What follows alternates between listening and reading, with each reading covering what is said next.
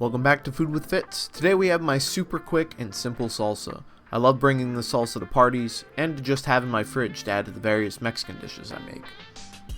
The star of this show are these cans of Rotel. I like to keep a couple of these in my pantry for when I want to whip up a quick batch of salsa.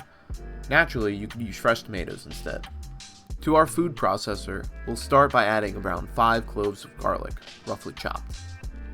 Next comes about half of a medium-sized red onion. After that, we can add 1 de-seeded jalapeno.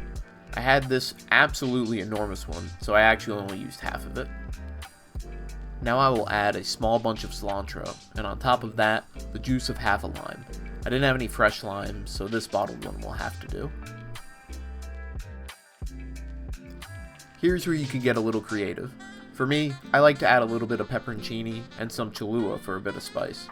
Feel free to add any other type of pepper, and whatever hot sauce you see fit. Finally, we can add our cans of Rotel. Any of the Rotel variants like the fire roasted or the chipotle, they also work here too if you want. From here I like to top it off with a little bit of sugar and salt just to balance out the salsa, and then we're ready to blend it all together.